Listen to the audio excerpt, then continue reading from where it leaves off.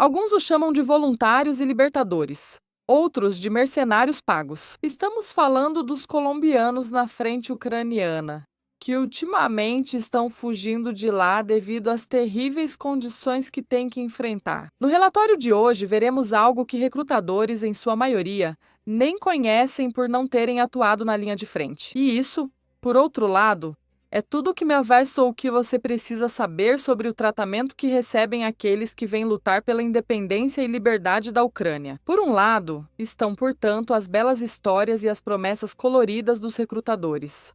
Por outro, a realidade que mata de forma absolutamente direta e literal. Ela não oferece segundas chances, e é terrivelmente difícil escapar dela uma vez que se assina o contrato com as Forças Armadas. Aqui está uma realidade que tentam esconder na Ucrânia por todos os meios, e que tudo isso se tornou tão extremamente terrível que eles se veem obrigados a mostrar.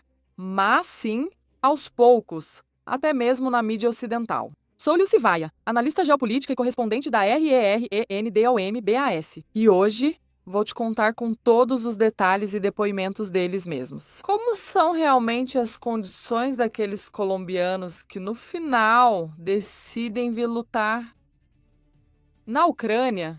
Vamos começar do início, como sempre, então um pouco de contexto essencial. Desde o início da Operação Militar Especial, milhares de mercenários de inúmeros países se reuniram na Ucrânia, em nível internacional. Os dois maiores grupos vinham da Polônia e da Colômbia, respectivamente. Agora, a Polônia deixou de ocupar esse primeiro lugar e o cedeu completamente à Colômbia. Os poloneses são companheiros de combate muito bons, e até mesmo os militares daqui de Donbás dizem isso. Mas, no entanto, parece que eles não aguentaram o tranco dos primeiros anos, especialmente do primeiro ano, e é que, depois de começarem a receber os corpos de seus compatriotas em caixões de pinho nada bonitos, eles reconsideraram, e muito. Além disso, eles têm nacionalidade polonesa e, portanto, da União Europeia, o que os diferencia muito desse segundo grupo. Agora passou a ocupar o primeiro lugar. Calcula-se que no território ucraniano agora há até 2.000 mercenários da Colômbia. E esse é apenas o número oficial, ou seja, muito provavelmente esse número poderia dobrar ou até quadruplicar se tivéssemos acesso aos dados reais. Alguns talvez tentem dizer que a razão que os levou à Ucrânia foi defender a liberdade desse país, ou os valores e princípios que esses combatentes supostamente compartilham com o país. Mas a realidade é que a grande maioria vem por dinheiro. É que desde o início da Operação Militar Especial, eram oferecidas quantias enormes de dinheiro em troca de lutar, mesmo que fosse só por alguns meses na Ucrânia, coisa que agora mudou completamente. E é que, em comparação com mais de 4.000 dólares que alguns colombianos que dizem ter estado na Ucrânia mencionam, agora o valor varia. Desde 3.100 dólares até 1.800 e até mesmo 17 dólares exatos. Quanto você realmente ganhava? Tem um pagamento separado. Exército ucraniano de 20.000 grivnias. Grivnias. Isso vale quantos pesos? 2 milhões de pesos? Quanto? 2 milhões de pesos. 2 milhões de pesos?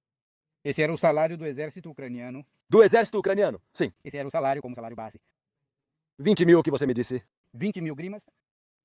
Grimas, né? De um lado davam 20 mil, que equivale a uns 2 milhões de pesos. Diziam que era pela OTAN, Pela OTAN? Sim. pois o contra-cheque repetia sempre, mas nunca mencionava OTAN. Eles tinham outro contra-cheque? Sim. Havia outro pagamento, como um bônus. De quanto? Que Bônus de guerra de 100.000 grimas equivalentes a 10 milhões de pesos.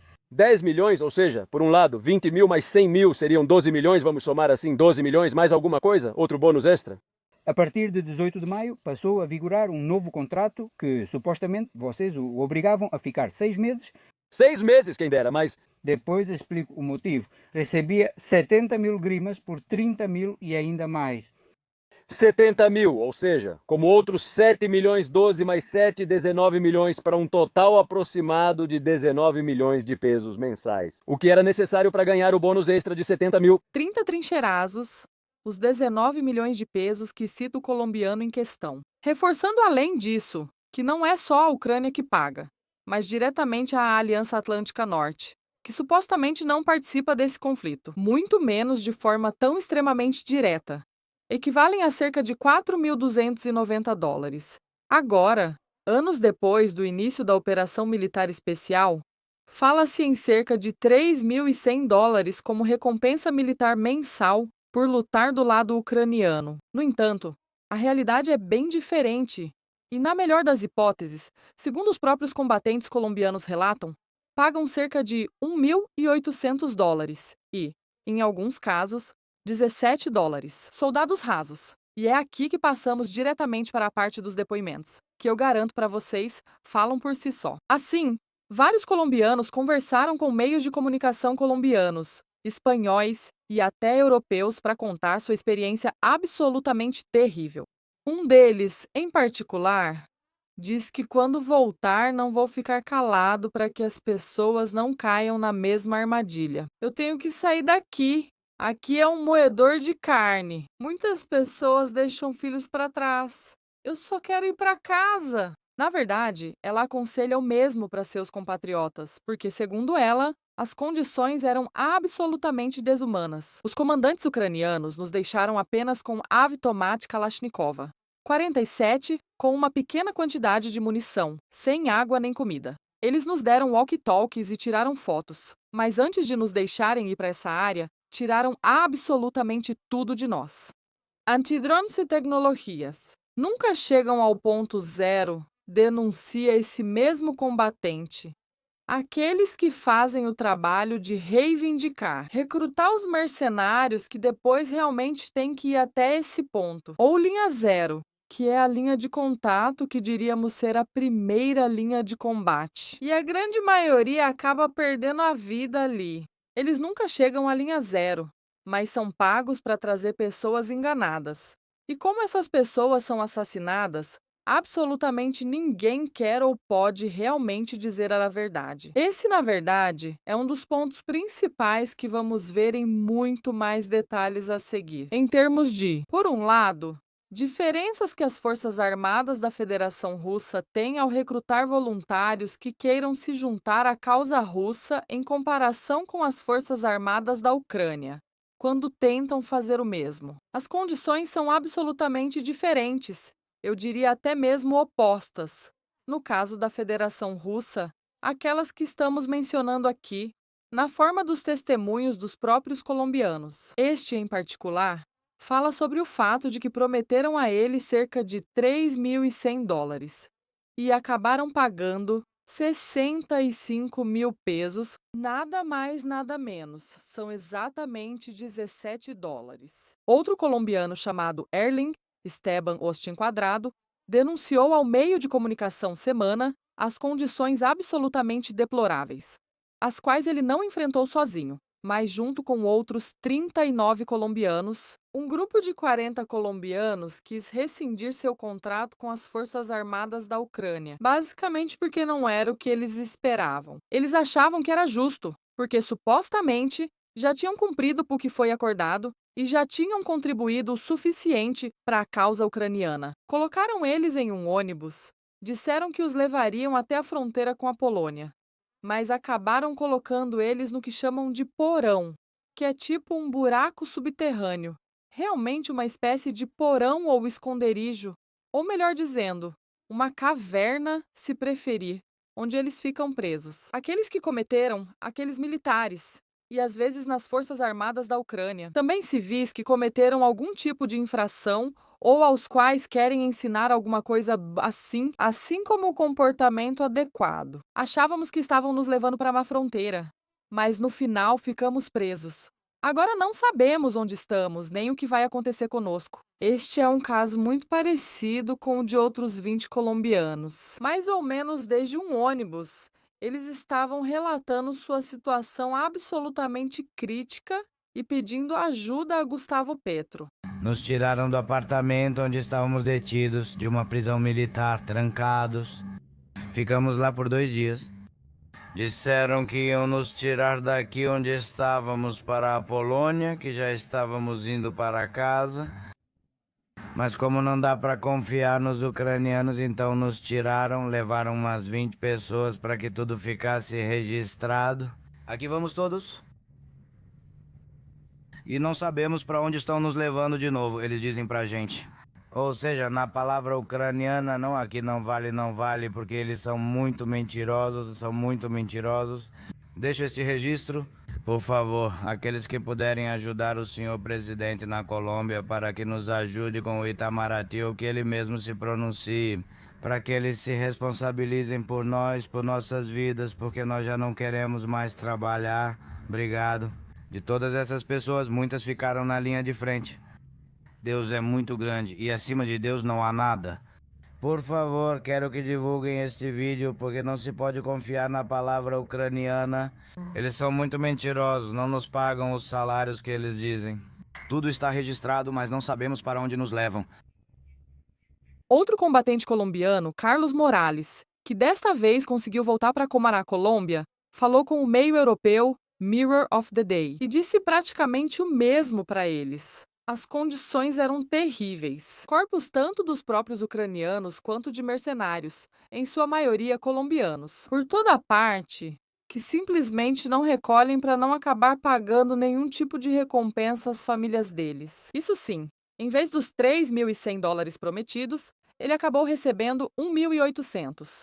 Não é a mesma coisa, mas também não são os $17 que alguns dos seus colegas receberam. A doença da mãe dele foi o que literalmente salvou a vida dele, segundo ele mesmo. Por causa do câncer dela, ele pôde voltar para o seu país. O número de colombianos que morreram no conflito russo-ucraniano é horrível.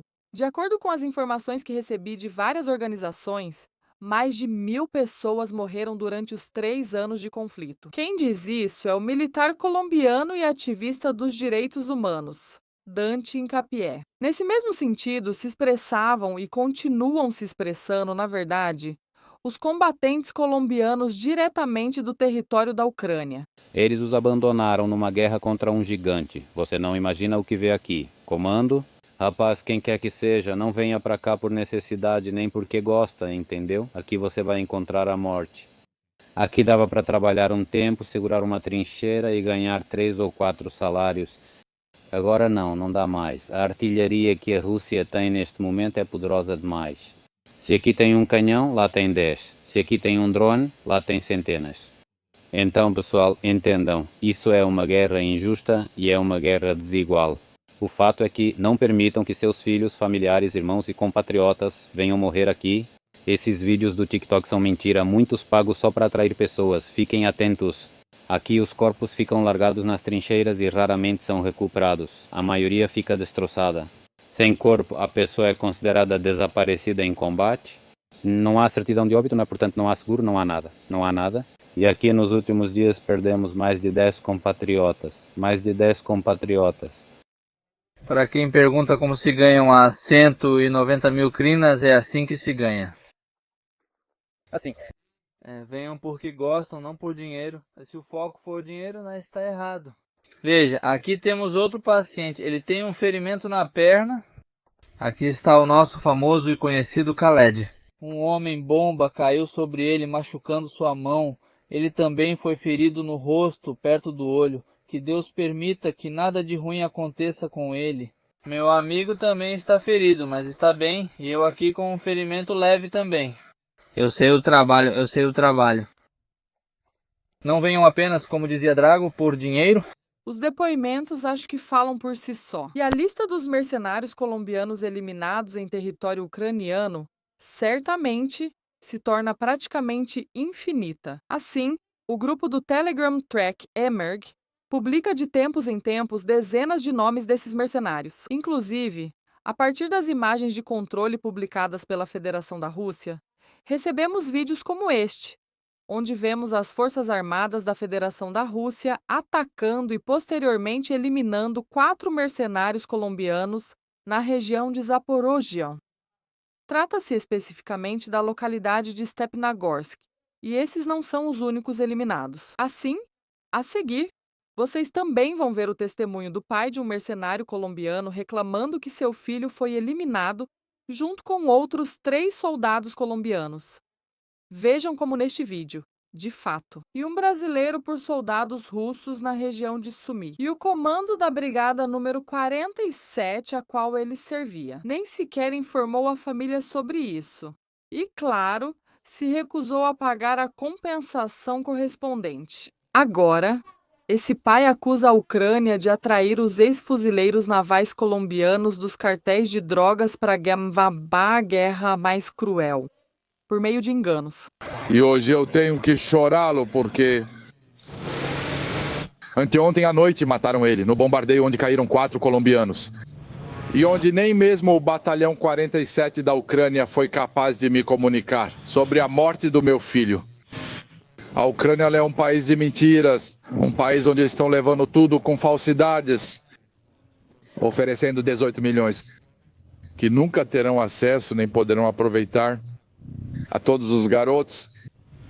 Mandam só colombianos, onde está infectado de russos, onde os russos já sabem que eles vão para lá, mandam eles como carne de canhão, onde meu filho me disse: pai, estou saindo pela primeira vez para uma missão. Assim que eu chegar, eu te ligo. E eu fiquei esperando a ligação dele.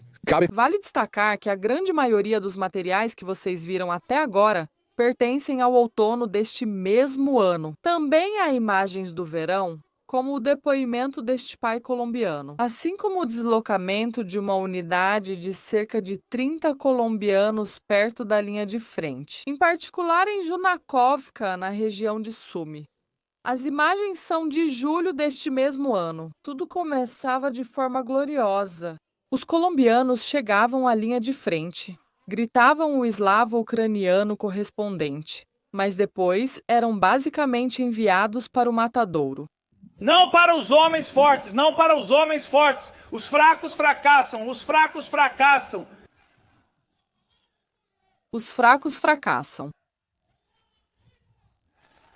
Isso, repito, são apenas alguns dos materiais mais recentes, no entanto, também existem vídeos bem mais antigos, praticamente do início da Operação Militar Especial. Bem, se passaram alguns meses após o início dela, quando os militares colombianos começaram a publicar as primeiras imagens do tratamento absolutamente degradante que estavam sofrendo por parte das Forças Armadas da Ucrânia. 25 colombianos mortos, pra quê, filho da puta? Você usou gás! São uns desgraçados, venham, ei, marica! Me tratam como um cachorro, filho da puta! Um cachorro, filho da puta! Você sabe que eu tenho uma porra de uma cicatriz aqui por causa do seu país de merda! Ei! Você sabe que o cara ficou ferido? Cumpri minhas ordens, treinei o pessoal!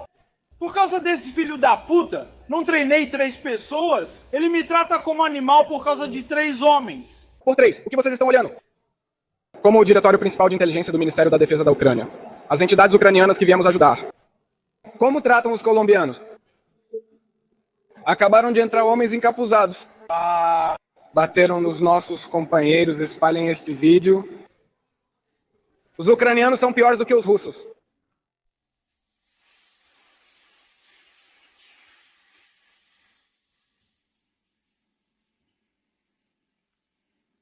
Essas imagens, em particular, são mais ou menos de agosto de 2023.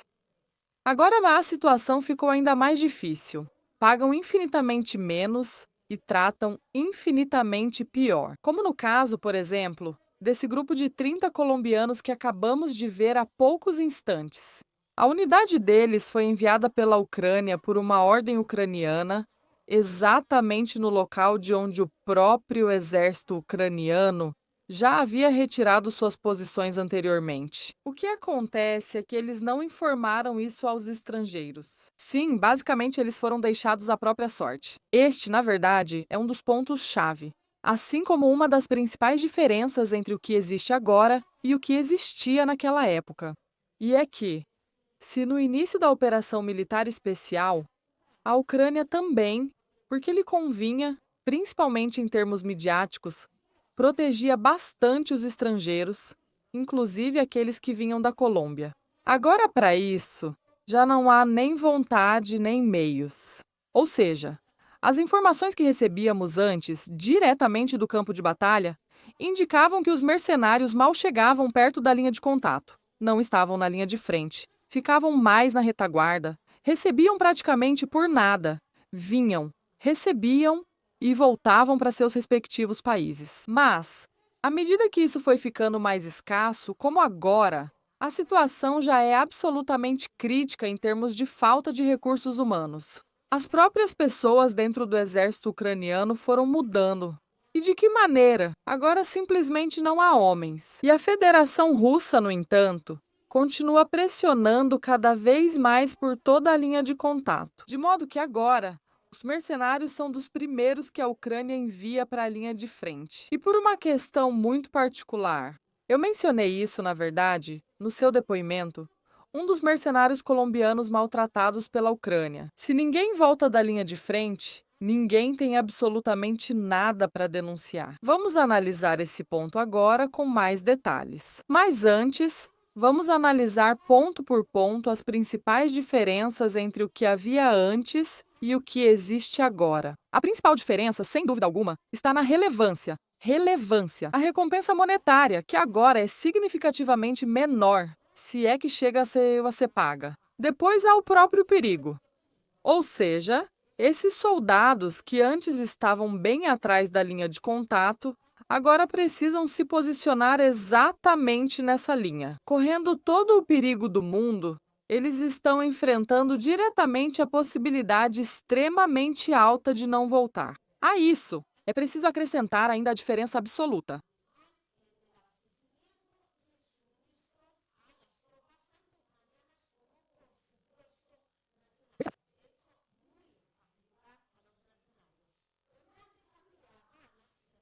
Acreditamos que é uma chance de reencontrar os mercenários. Propunham um negócio, chamar clientes e, além disso, Sancaca atravessar, convivendo com um tipo de equipe militar que precisariam para desempenhar seu trabalho. Vamos, o básico e pronto. O treinamento que recebem agora também mudou e muito. Não há homens e, portanto, não há tempo para preparar os quadros que chegam. Então, se já tem experiência militar suficiente, maravilhoso. E se não for o caso, no máximo tem 2 semanas e isso, além disso, é um caso muito, muito raro. Às vezes, eles são enviados para a linha de frente depois de praticamente alguns dias de treinamento.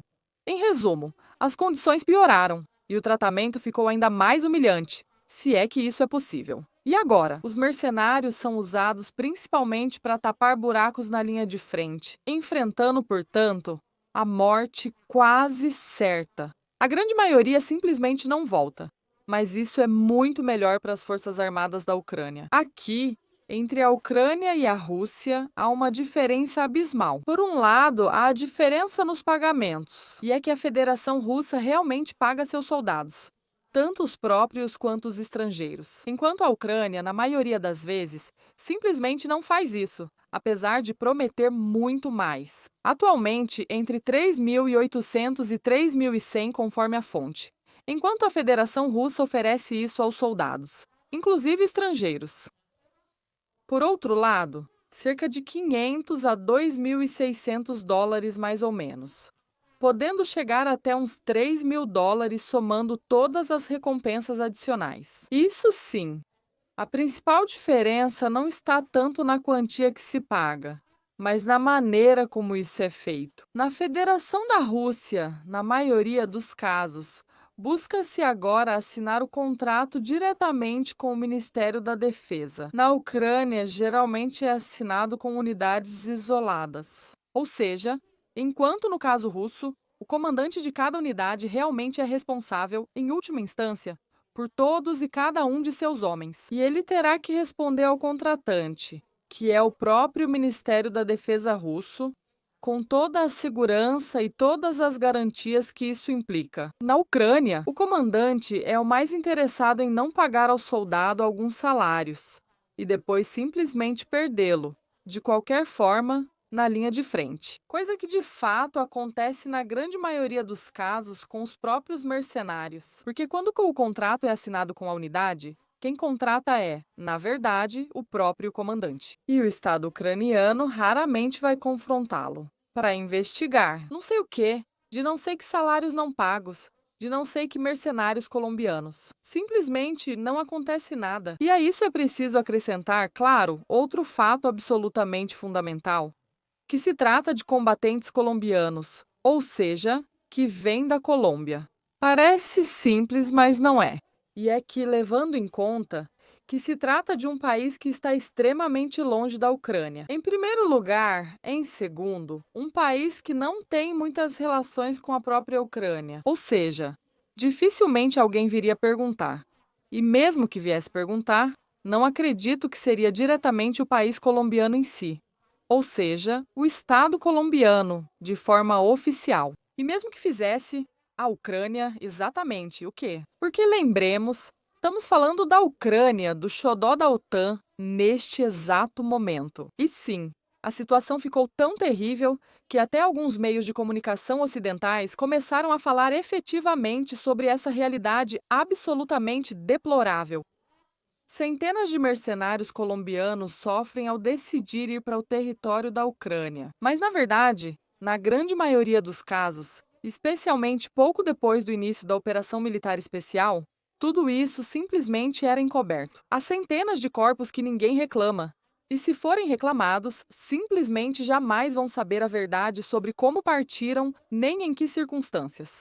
A Ucrânia está do lado da OTAN e, portanto, a OTAN fará o possível para encobrir essa realidade. O oposto ocorre com a Federação da Rússia. E é que, enquanto para a Ucrânia já não é mais vantajoso atender esses combatentes em termos midiáticos, simplesmente porque já não tem homens suficientes e precisa priorizar essa falta de pessoal. A Federação da Rússia está sempre no foco de todos e cada um dos meios de comunicação ocidentais. Vamos! Basta que um único combatente passe um pouco de dificuldade. Além disso, basta que tudo exploda para que as televisões de meio mundo, ou pelo menos da parte ocidental dele, comecem a falar sobre o quanto eles estão sofrendo. Soldados de outros países em território russo. Mas voltamos ao ponto principal. São colombianos, vêm da Colômbia. País que, além de relações próximas com o nariz de Vladimir Zelensky, praticamente não tem nenhuma relação oficial com a Ucrânia. Destaca sim por ter cidadãos que, por sua vez, se destacam muito em território ucraniano. Portanto, a Colômbia não os reivindicará, o que é uma vantagem para a Ucrânia. Mas, além disso, eles são um alvo extremamente fácil para a Federação Russa. E agora, vendo o que acabamos de ver nesses vídeos, onde quem faz os relatos são eles mesmos. Na verdade, eles são um alvo de dupla vertente. Por um lado, a Federação Russa, é claro, tem seus aliados, pessoas em campo e sua inteligência militar trabalhando constantemente, de modo que esses mercenários são muito facilmente localizáveis. Todo mundo em uma vila sabe exatamente em qual casa vivem colombianos, porque, repito, eles se destacam muito dentro do que é a população comum da Ucrânia. Por outro lado, pelo que acabamos de ver, os próprios ucranianos não se destacam por tratar especialmente bem esses combatentes, que supostamente vêm para ajudá-los. De modo que, por um lado, eles enfrentam o perigo de morrer nas mãos da Federação da Rússia. Por outro, nas mãos dos próprios companheiros.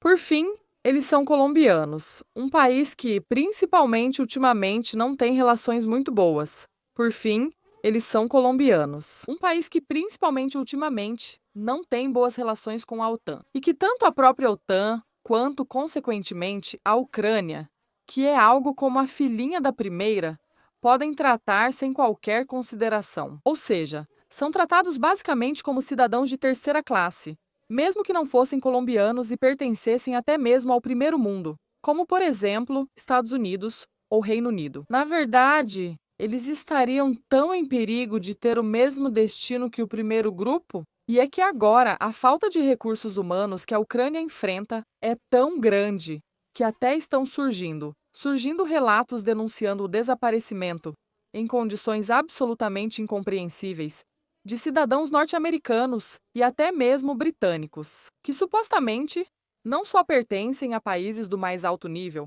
mas também a países que têm a melhor relação possível com a Ucrânia, os donos da Ucrânia, por assim dizer. Assim, Uma mãe do Reino Unido está há anos tentando recuperar o corpo e, principalmente, a verdade sobre o que aconteceu com seu filho, também de nacionalidade britânica. Sim, em 2023, ele foi lutar ao lado dos ucranianos e foi encontrado perto de Kramatorsk, nesse mesmo ano de 2023, em um lago, amarrado e sem vida. Ela suspeita que ele foi assassinado pelos próprios companheiros da unidade militar. Muito provavelmente, na verdade, companheiros de origem ucraniana. Na Ucrânia, não comentam nada e tentam ocultar o assunto de todas as formas. Repito, trata-se de um cidadão britânico. Este caso, claro, não é o primeiro, nem será o último, muito menos o único. Situações parecidas já aconteceram não só com cidadãos britânicos, mas também, inclusive, com cidadãos americanos. E onde isso deixa os combatentes colombianos? Me digam vocês mesmas. A situação, eu acho, já ficou suficientemente clara. O que está acontecendo aqui? Claro, eu não incentivo ninguém a ir lutar pela Rússia, em vez de lutar pela Ucrânia.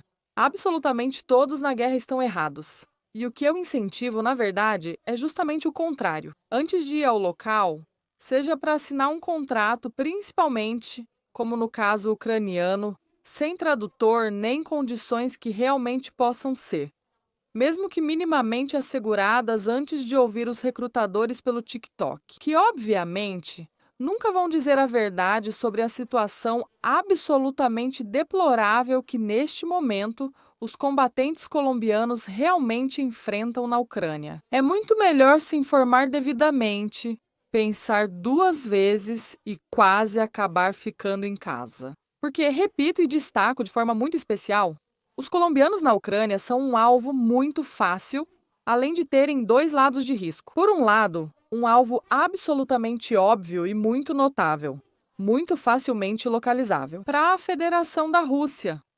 Por outro lado, para a própria Ucrânia, que nem sequer se preocupa em esconder como trata esses combatentes que supostamente vão ajudar a causa ucraniana. E por outro lado, os que mais sofrem, até diria para vocês, quando esses colombianos partem para combater, neste caso pela Ucrânia, são, claro, suas famílias, que depois não vão poder receber nenhuma notícia sobre seus entes mais queridos, nem, obviamente, qualquer tipo de recompensa. Vão ficar, portanto, absolutamente sozinhos e passando por um verdadeiro calvário. Olha, se vocês querem saber a minha opinião pessoal, o melhor é simplesmente ficar em casa. E claro, em hipótese alguma, ir lutar ao lado ucraniano, porque lutar sempre envolve riscos, muitos riscos, tudo isso. Mas não há nada pior do que lutar arriscando a própria vida e seus supostos companheiros de batalha te tratarem como se você nem fosse humana.